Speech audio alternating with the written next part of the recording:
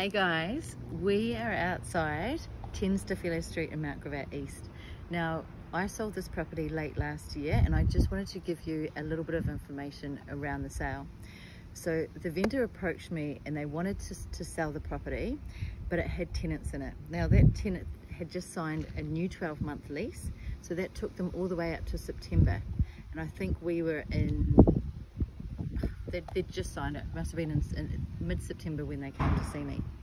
Now, they didn't want to, obviously in an ideal situation, you'd want to wait till the lease had finished, the tenants had come out, you'd be able to paint it up a little, do a few things that need to be done, stage it and then launch it to the market.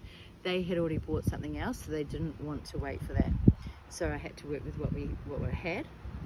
We came through and did an inspection. The tenants have quite a lot of furniture and quite a lot of stuff, and it was also quite messy. There was just two things I wanted to do, and I'll send some pictures so you can see it.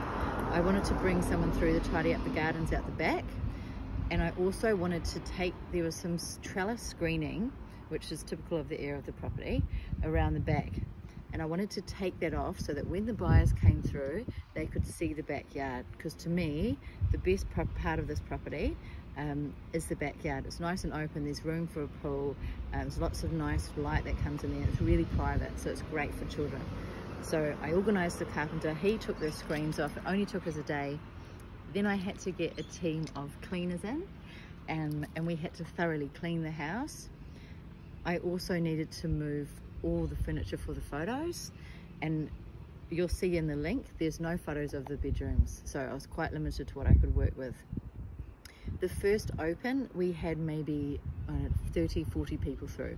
It was manic, and I sold this property as private price on application, so not auction, due to the fact it was tenanted. We could have easily sold it off market, but I wanted to make sure that I got the maximum result as I could for my vendors, since they'd already purchased and they knew what they needed to get out of this one. We had multiple offers on that first open.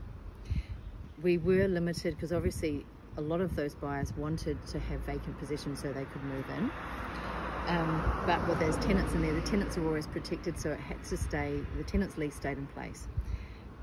We did 2 weekends of opens, and then we sold it to an investor. Now, even if you're a buyer looking at this, it's not a bad way to purchase, is to buy a property that is actually tenanted.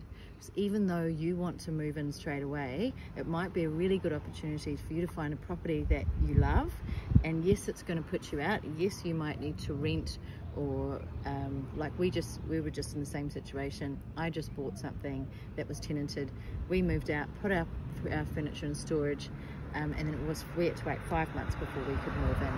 So you've got to think outside the box a little bit on this. As a buyer, yes, don't discount tenanted properties, and as a seller, yes, you can still sell your property with tenants in, as long as you've got a good process and you follow it and do as much as you can to obviously make sure that the property is prepared to market.